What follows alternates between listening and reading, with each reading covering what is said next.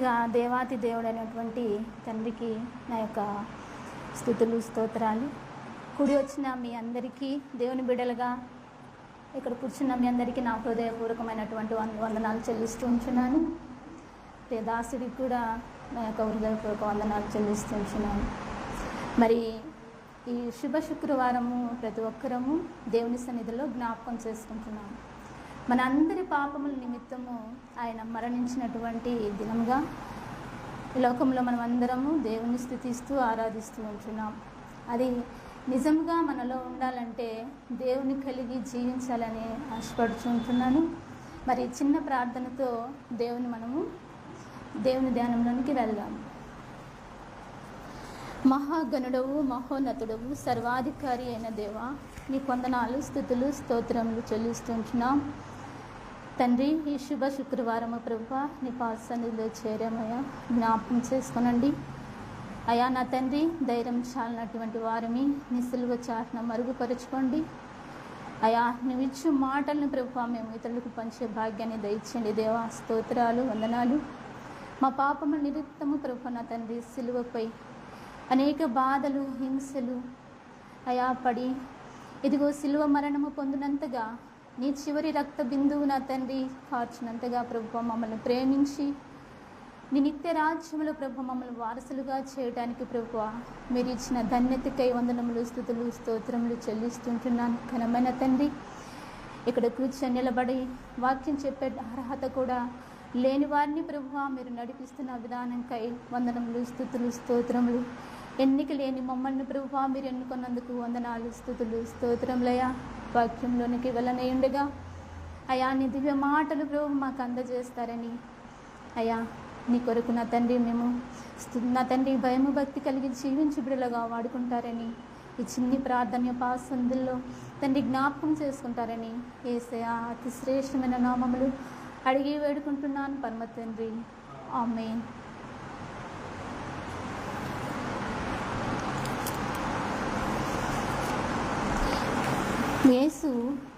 యేసుక్రీస్తు పలికిన 7 మాటలు యొక్క మధ్యాహ్న కాల సమయంలో మనము జ్ఞాపకం చేసుకోవటానికి, అవి తెలుసుకోవడానికి మనము కూడి ఉన్నాము.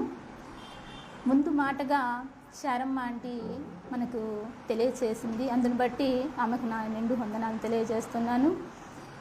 రెండవ మాటగా దేవుడు నాకు ఇచ్చినటువంటి చిన్న తలాంతుని బట్టి దేవుని కృతజ్ఞతాస్తుతులు చెల్లిస్తూ ఉంటున్నాను.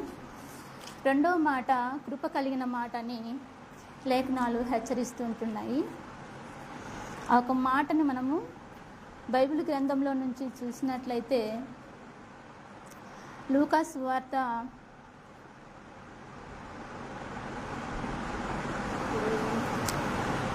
23:40 వచనాన్ని చదువుకుందాం. చదవండి. 43. అందుకు ఆయన వారితో,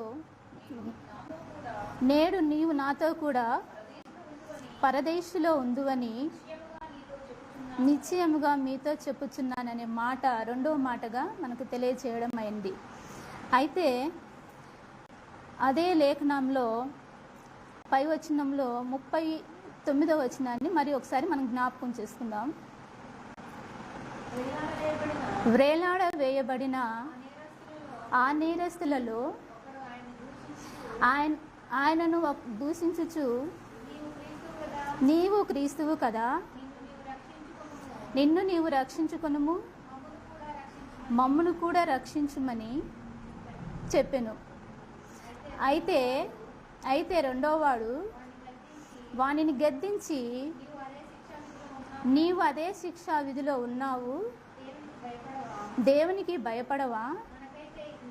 మనకైతే ఇది న్యాయమే, మనము చేసిన వాటికి తగిన ఫలము పొందుచున్నాము కానీ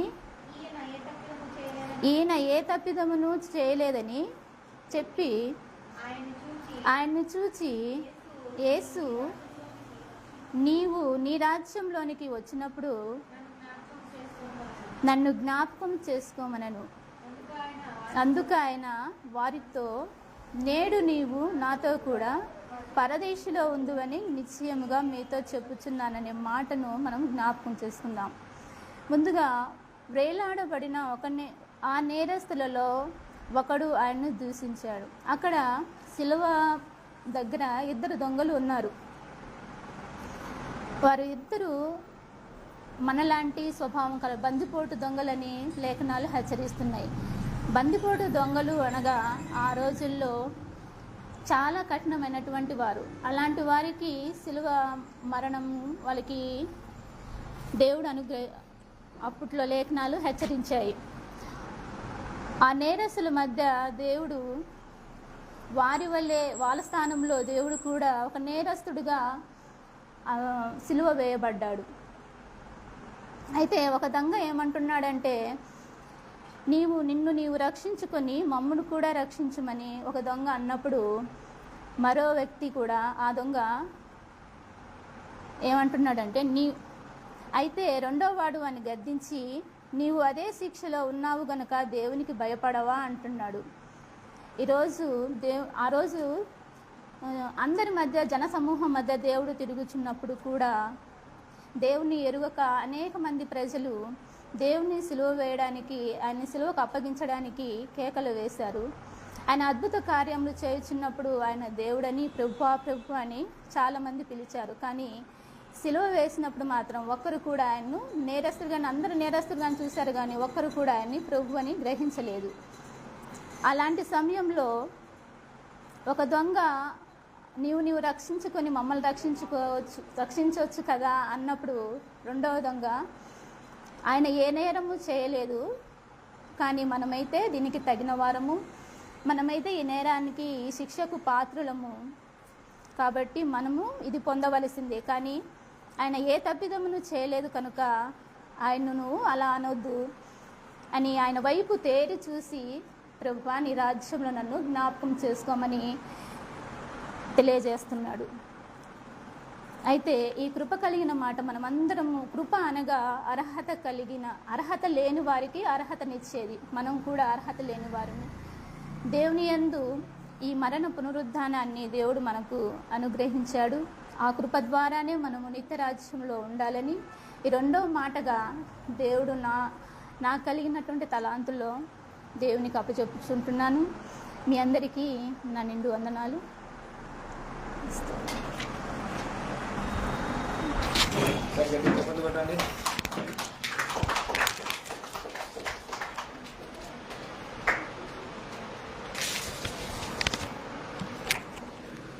చాలా సంతోషం. చక్కటి మాటలు వివరించిన గీతమ్మ గారికి వందనములు.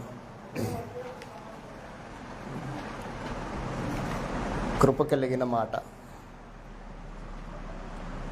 యేసు ప్రభువు సిలువ వేయబడిన మాట వాస్తవం. ఎక్కడ సిలువ వేయబడ్డాడు? కల్వరిగిరి, కపాలమనబడిన స్థలం. కపాలమనబడిన స్థలానికి పేరేంటంటే కంపు కొట్టే స్థలం అని అర్థం. ఎవరైనా చనిపోతే తీసుకెళ్ళి అక్కడ పడేస్తారు.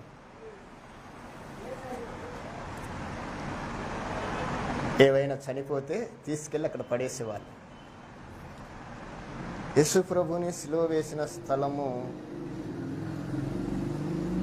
ఆహ్లాదకరమైన స్థలము కాదు. చాలా భయానకమైన పరిస్థితులు కలిగిన స్థలం.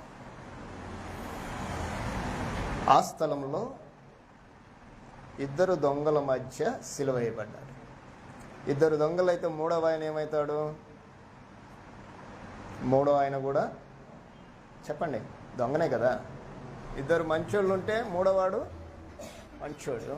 2 దొంగల మధ్య సిలువ వేయబడ్డాడంటే అర్థం ఏంటి? ఆ రోజు సమాజము యేసు ప్రభువుని దోషిగా చూపించటానికి చేసిన ప్రయత్నం. ఎవరి మధ్య ఉంచి? దొంగల మధ్య ప్రభువుని ఉంచి ఆ రోజు ఆ ప్రభుత్వము చేసిన ప్రయత్నం ఏంటంటే, బాగా వినండి, దోషిగా చూపించాలని. ఎవరిని? ప్రభువునే దోషిగా చూపించే ప్రయత్నం. ఈరోజు ప్రభుత్వాలు ప్రజల మధ్య దేవుని పిల్లల్ని దోషులుగా చూపిస్తున్నారు. మీకు అర్థమైందా? ఆ రోజు కపాల స్థలానికి ఈరోజు మనం కలిగి ఉన్న నివాస స్థలానికి పెద్ద తేడా ఏమీ లేదు. అక్కడ ఆయన శిలువ మరణం మీద జయం పొందాడు. ఇక్కడ మనము ఈ జీవితంలో ఈ లోకంలో జయం పొందాలి. అది దానికి క్యాలిక్యులేషన్. ఇద్దరు దొంగలు. దొంగ ఎప్పుడవుతాడు? దొరికితే. దొంగని ఎప్పటికి రుజువు చేయబడతాడు? దొరికితేనే కదా. దొరక్కపోతే దొరే. కానీ వీళ్ళు దొరికిన దొంగలు ఇద్దరు. ఈ ఇద్దరు ఎప్పుడు పరిచయం తెలుసా యేసు ప్రభువుకి? తెలుసా మీకు? ఒక చిన్న మాట చెప్తాను మీకు, ఎప్పుడు ఏనని మాట. యేసు ప్రభు పుట్టిన వెంటనే హేరోదు రాజు దగ్గరికి జ్ఞానులు వస్తారు. జ్ఞానులు వచ్చి, అయ్యా యూదుల రాజుగా పుట్టినవాడు ఎక్కడ అని అడుగుతారు. ఆయన గుండె బయలిపోయింది. మీరు వెళ్ళి చూడండి, నేను వచ్చి మొక్కుతానని చెప్తే వీళ్ళు వెళ్ళి చూసి మొక్కి మళ్ళీ దేవదూత వచ్చి దయచేసి ఆయన చెప్పవాకని చెప్తే చంపేస్తాడంటే చెప్పకుండా వెళ్ళిపోతారు. 2 సంవత్సరాలు అయిపోయింది. 2 సంవత్సరాల తర్వాత మరలా దూత వచ్చి, హేరోదు మనసులో తెలిసిపోయింది మీరు చెప్పలేదని, ఆయన అందరినీ చంపేస్తున్నాడు, మీరు ఐగుప్తుకు వెళ్ళిపోండి అని మరియమ్మకి యోసేపుకి చెప్తారు. వీళ్ళు ఐగుప్తుకి రాత్రి వేళ వెళ్తుంటారు. దొంగలు ఎప్పుడు దొంగతనం చేస్తారు? ఈ ఐగుప్తుకి వెళ్ళే సమయంలో, యెరూషలేము నుండి ఐగుప్తుకి వెళ్ళే సమయంలో దొంగలు కొడుతుంటారు. ఆ దొంగలను కొట్టే సమయంలో వీళ్ళను అడ్డగించారు. ఎవరిని? మరియమ్మని, యోసేపుని. వీళ్ళు వెళ్తున్న సమయంలో అక్కడ అడ్డగిస్తే, ఆ అడ్డగించే సమయంలో వీళ్ళ దగ్గర ఏమీ లేదు. వీళ్ళ దగ్గర ఎవరున్నారంటే ఒక చిన్న పిల్లాడు ఉన్నాడు, 2 ఏళ్ల బాబు, చూచి చూడనట్టుగా ఉన్నాడు. ఈ ఇద్దరు దొంగలు అప్పుడు చూశారు ఆయన్ని. మీకు అర్థమైందా? ఈ ఇద్దరు దొంగలు యేసు ప్రభుని ఎప్పుడు చూశారంటే అప్పుడు చూశారు. ఎప్పుడు? యేసు ప్రభు చిన్నప్పుడు చూశారు. సమయం గడిచిపోయింది, 33 సంవత్సరాలు అయిపోయింది. వీళ్ళు సీనియర్స్ అయిపోయారు, దొరికిపోయారు. యూత్లో ఉన్నప్పుడు దొరకలేదు వీళ్ళు, సీనియర్స్ అయిపోయారు, దొరికిపోయారు, బంధించబడ్డారు. బంధించబడిన దొంగలు వీళ్ళు. ఈ బంధించబడిన దొంగలు మరలా ఎక్కడ చూస్తున్నారయ్యా అంటే సిలువలో చూస్తున్నారు. బాగా వినండి, యేసు ప్రభువుకి వారికి కనెక్షన్ ఉంది. ఆ రోజు యేసు ప్రభు చూశారు. ఎప్పుడు చూశాడు యేసు ప్రభు వారిని? చిన్నపిల్లోడప్పుడు చూశారు. వీళ్ళు ఎప్పుడు చూశారు? అప్పుడే చూశారు. ఇప్పుడు ఎక్కడ చూస్తున్నారంటే సిలువలో చూస్తున్నారు. చిన్నపిల్లోడి నుంచి సిలువలోకి వచ్చేసరికి సిలువలో ఆయనను ముఖాముఖిగా చూస్తున్నాడు ఒక దొంగ. ఒక దొంగ పైపైన చూస్తున్నాడు. పైపైన చూసిన దొంగ ఏమో ఒకరి మాట అన్నాడు, ముఖాముఖిగా చూసిన దొంగ అర్థం చేసుకున్నాడు. ఏమని తెలిసిన? ఈయన నీతిమంతుడని. ఆ దొంగ చెప్పిన సందర్భం చాలా ప్రాముఖ్యం. ఈరోజు దేవుని పిల్లలుగా మనం ఆలోచించగలిగిన మాట ఏంటంటే, ఆ రోజు ఆ స్థితిలో ఉండబడిన దొంగని ప్రభు ఏం మాట్లాడాడంటే, నేడు నీవు నాతో కూడా పరదేశిలో ఉందువని నిశ్చయముగా నీతో నేను చెప్పుచున్నాను అనే మాట మనం ఆలోచన చేద్దాం. నిశ్చయముగా అనే మాట ఎందుకు అన్నాడు? నిశ్చయంగా అనకపోతే ఈరోజు మనం కాంట్రవర్సీ చేసేటోళ్ళం దాన్ని. ఎందుకో తెలిసిన?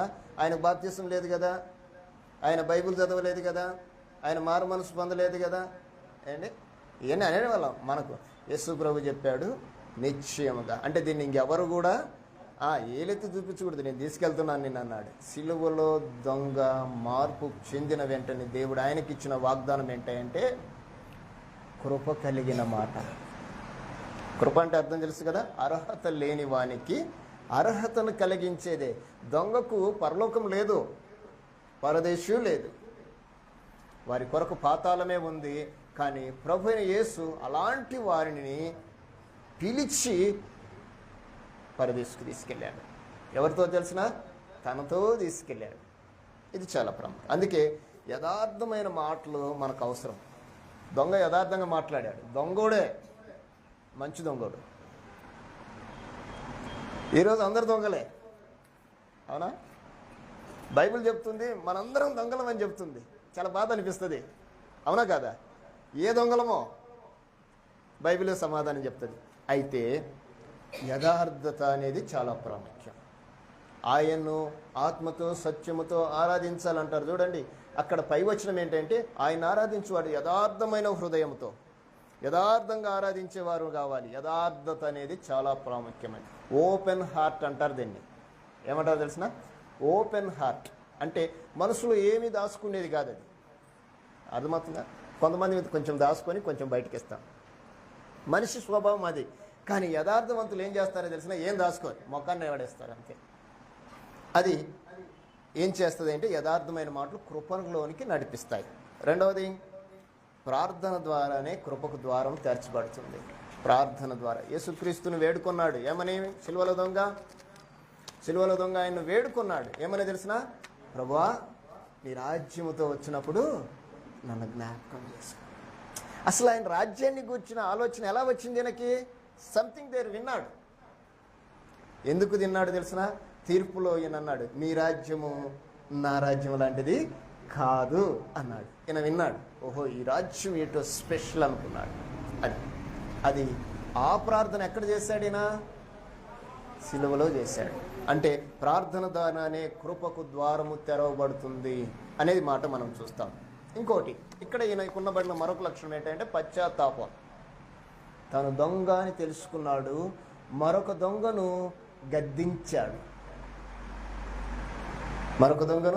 గద్దించాడు. సర్వసాధారణంగా మనకు బాగుంటే చాలా అనుకుంటాం, పక్కోళ్ళ గురించి పట్టించుకోం. మనము పక్కోళ్ళ గురించి కూడా పట్టించుకోవాలి. వారు సరైన మార్గంలో నడవకపోతే సరైన మార్గాన్ని చూపించాలి. వారికి చెప్తున్నాడు, ఇది మనకు న్యాయమే, ఈ శిక్ష మనకు న్యాయమే, ఆయనైతే దీంట్లో పాలిభాగస్తుడు కాదు అని చెప్తున్నాడు. అంటే యేసుక్రీస్తుని చూస్తే ఆయనలో ఏం కనపడింది అంటే ఆయనలో దేవుడే కనిపించాడు. మనం వాక్యం దగ్గరికి వస్తే మనకు కనిపించాల్సింది వాక్యమే కనిపించాలి, మరొకటి కనిపించుకోవాలి.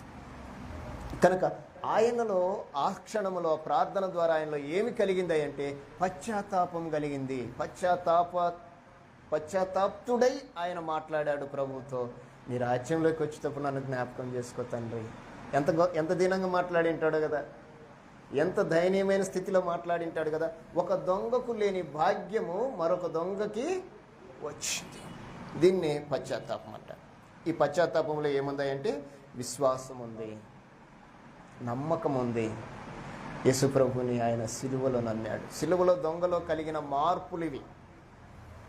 ఈ మార్పులన్నింటిని బట్టి ఆయనకు కృప దొరికింది. అర్థమవుతుందా? కృప దొరికింది.